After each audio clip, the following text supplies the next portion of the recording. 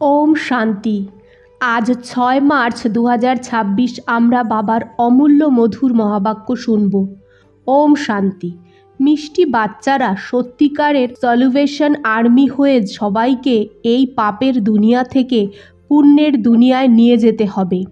সবার ডুবে যাওয়া নৌকাকে পাড়ে আনতে হবে।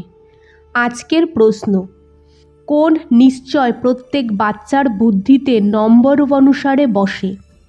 উত্তর, পতিত পাবন আমাদের মোস্ট বিলাভেড বাবা আমাদের স্বর্গের বর্ষা দিচ্ছে, এই নিশ্চয় প্রত্যেকের বুদ্ধিতে নাম্বার ওয়ার বসে।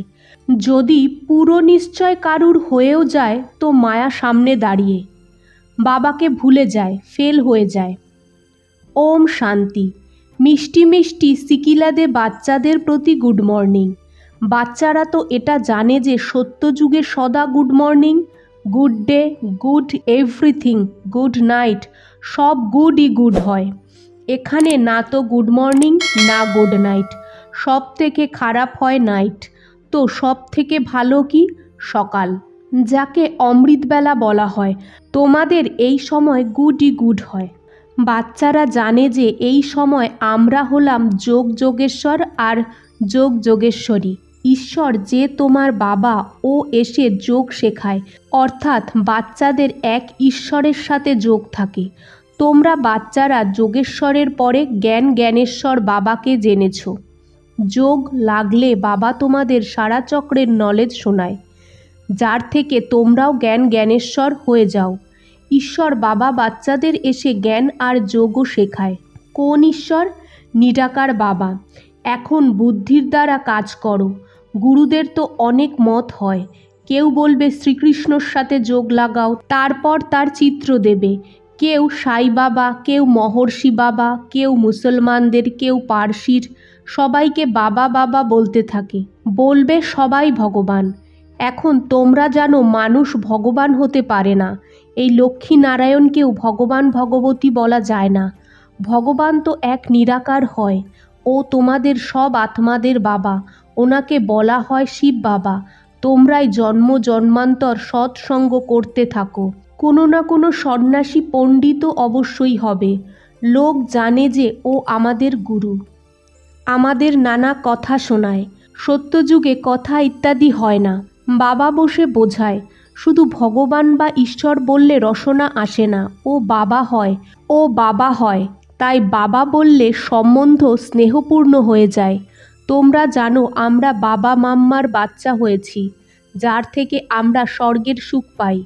এখন কোনো সৎসঙ্গ হবে না, যাতে বোঝাবে যে আমরা এই সৎসঙ্গ থেকে মানুষ থেকে দেবতা বা নরকবাসী থেকে স্বর্গবাসী হব।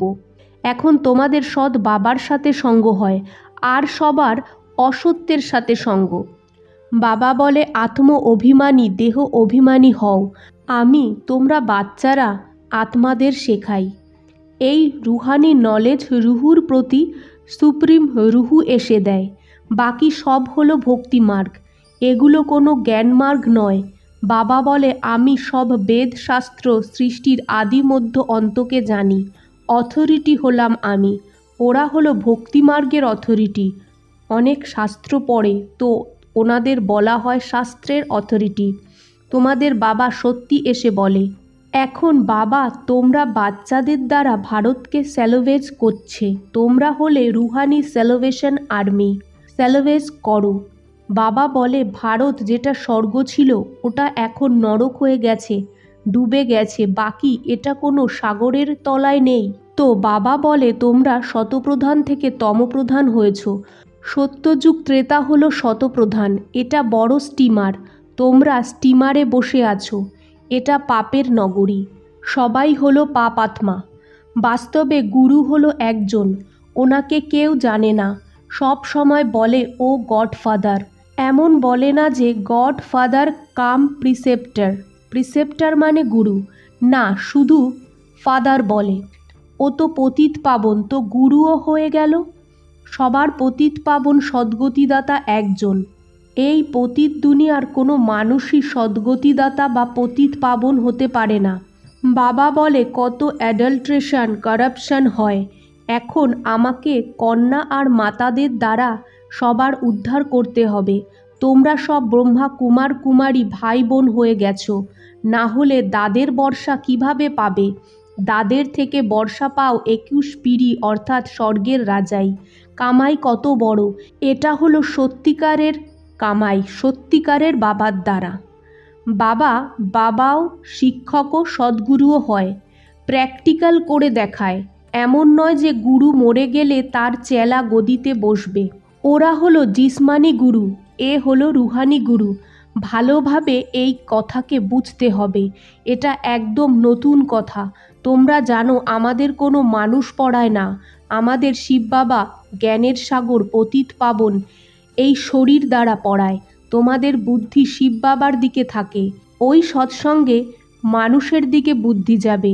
ওগুলো সব হয় ভক্তি মার্গ। এখন তোমরা গাও, তুমি মাতা পিতা, আমরা বালক তোমার। ও তো একজন হয়, তাই না? কিন্তু বাবা বলে যে আমি কিভাবে এসে তোমাদের নিজের বানাই, আমি তোমাদের পিতা। তো ওনার শরীরের আধার নেই। তো এই ব্রহ্মা আমার স্ত্রীও আবার বাচ্চাও। এনার দ্বারা শিব বাবা বাচ্চাদের অ্যাডপ্ট করে। তো ইনি বড় মা হয়ে গেল। ব্রহ্মার কোনো মা নেই। সরস্বতীকে জগতম্মা বলা হয়। ওনাকে তোমাদের সামলানোর জন্য নেওয়া হয়েছে। সরস্বতী জ্ঞানেশ্বরী, ইনি হলেন ছোট মা। এটা অনেক গুপ্ত কথা। তোমরা এখন এই গুপ্ত পড়া পড়ছো। তোমাদের উইথ রেসপেক্ট পাস হতে হবে। এই লক্ষ্মীনারায়ণ উইথ রেসপেক্ট পাস হয়েছে। ওনারা সবথেকে বড় স্কলারশিপ পেয়েছেন, কোনো শাস্তি পেতে হয়নি। বাবা বলে যতটা সম্ভব আমাকে ইয়াদ করো। একে ভারতের প্রাচীন যোগ বলা হয়। বাবা বলে তোমাদের সব বেদশাস্ত্রের সার শোনাই। আমি তোমাদের রাজযোগ শিখিয়ে দিই, যার থেকে তোমরা প্রালব্ধ পেয়েছ। তারপর জ্ঞান শেষ হয়ে গেছে, তাহলে পরম্পরা কিভাবে চলবে? ওখানে কোনো শাস্ত্র হয় না। অন্যান্য ধর্মের লোকেরা, ইসলামী, বৌদ্ধি ইত্যাদি যারা আছে, ওদের জ্ঞান গুম হয়ে যায়, ওদের পরম্পরা চলে, সবাই জানে। কিন্তু বাবা বলে আমি তোমাদের যে জ্ঞান শোনাই এটা কেউ জানে না। ভারত দুঃখী হয়ে যায়, একে এসে সদা সুখী বানাই। বাবা বলে আমি সাধারণ শরীরে বসে আছি, তোমাদের বুদ্ধির যোগ এক বাবার সাথে থাকে। আত্মার বাবা হলো পরমপিতা পরমাত্মা, সব বাচ্চার ও বাবা। সব আত্মারা এই সময় পতিত হয়। বাবা বলে আমি প্র্যাকটিক্যাল এসেছি। বিনার সামনে দাঁড়িয়ে জানো যে আগুন লাগবে, সারা শরীর শেষ হয়ে যাবে, সব আত্মাদের ঘরে ফিরে যেতে হবে। এমন নয় ব্রহ্মে লীন হয়ে যাবে বা জ্যোতিতে মিশে যাবে। ব্রহ্ম সমাজই জ্যোতি জাগায়, ওদের ব্রহ্ম মন্দির বলে দেয়। বাস্তবে হয় ব্রহ্ম মহাতত্ত্ব, যেখানে সব আত্মারা থাকে। আমাদের প্রথম মন্দির হলো ওটা, পবিত্র আত্মারা ওখানে থাকে।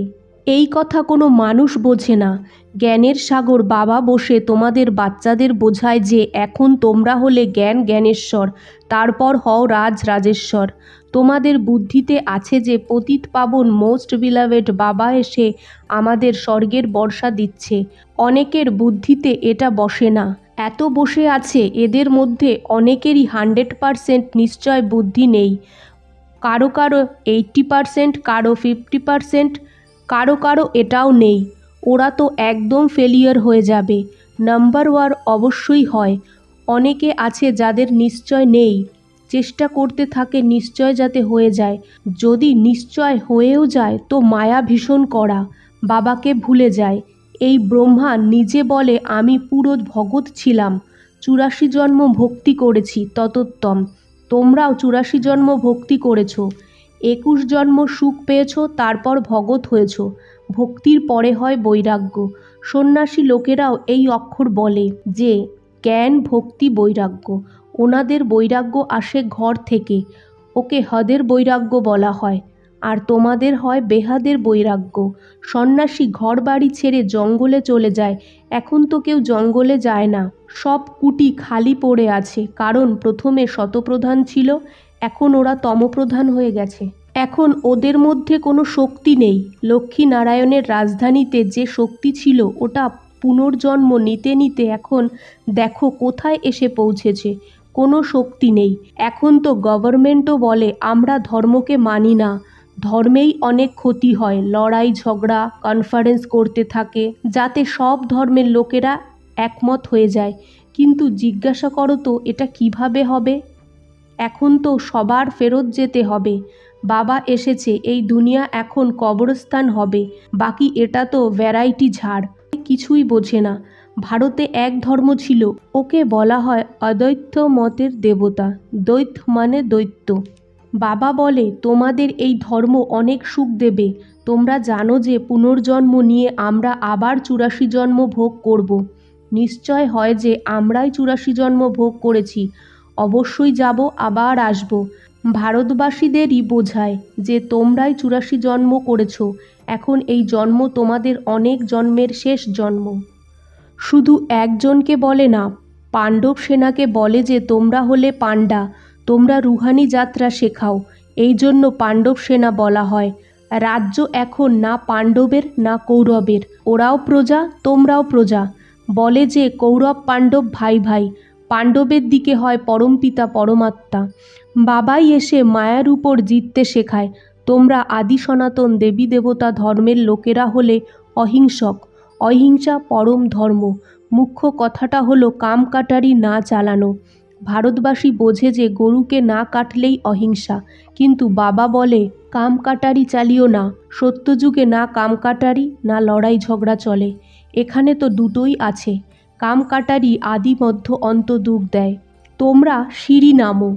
84 জন্ম তোমরা ভারতবাসীদের জন্য। এই লক্ষ্মীনারায়ণের রাজ্য ছিল, তারপর পুনর্জন্ম নেয়। এক এক জন্ম এক এক সিঁড়ি। এখান থেকে তোমরা একদম জাম্প মেরে উপরে চলে যাও। 84 সিঁড়ি নামতে তোমাদের 5000 বছর লাগে, আর এখান থেকে তোমরা 1 সেকেন্ডে উপরে উঠে যাও। সেকেন্ডে জীবন মুক্তি কে দেয়? বাবা। এখন বাবা বলে শুধু আমাকে ইয়াদ করো। এটা বুদ্ধিতে রাখো যে এখন নাটক পুরো হয়েছে, তোমাকে ঘরে ফিরে যেতে হবে। আমাদের বাবাকে আর ঘরকে মনে করতে হবে। প্রথমে বাবাকে মনে করো, ওই তোমাদের ঘরের রাস্তা বলবে। বাবার ইয়াদেই বিকর্ম বিনাশ হবে। ব্রহ্মকে ইয়াদ করলে একটাও পাপ কাটবে না। পতিত পাবন পরমাত্মাই হয়। ও কিভাবে পাবন বানায় এটা দুনিয়ায় কেউ বুঝতে পারে না। বাবাকে এসে স্বর্গের স্থাপনা অবশ্যই করতে হয়। তোমরা সাধারণ বাচ্চারা কত বড় নলেজ পড়ছো। আচ্ছা মিষ্টি বাচ্চাদের গুড মর্নিং। আজকের ধারণা 1, উইথ রেসপেক্ট পাস হতে হবে। শাস্তি পাওয়া থেকে দূরে থাকার পুরুষার্থ করো। ইয়াদে থাকলেই স্কলারশিপ নেওয়ার অধিকারী হতে পারবে। 2, সত্যিকারের পাণ্ডব হয়ে সবাইকে রুহানি যাত্রা করাতে হবে। কোনো প্রকারের হিংসা করবে না। আজকের বাপদাদার মধুর বরদান, লাইট হাউসের স্থিতি দ্বারা পাপ কর্মের সমাপ্ত করা বাচ্চারাই পূর্ণ আত্মা ভব। যেখানে লাইট হয় সেখানে কোনো পাপ কর্ম হয় না। তো সদা লাইট হাউস স্থিতিতে থাকলে মায়া কোনো পাপ কর্ম করাতে পারবে না, সদা পূর্ণ আত্মা হয়ে যাবে। পূর্ণ আত্মা সংকল্পেও কোনো পাপ কর্ম করতে পারে না। যেখানে পাপ হয় সেখানে বাবার ইয়াদ হয় না। তো দৃঢ় সংকল্প করো যে আমি পূর্ণ আত্মা, পাপ আমার সামনে আসতে পারে না। স্বপ্ন বা সংকল্পেও পাপকে আসতে দিও না। আজকের স্লোগান, যে প্রত্যেক দৃশ্যকে সাক্ষী হয়ে দেখ।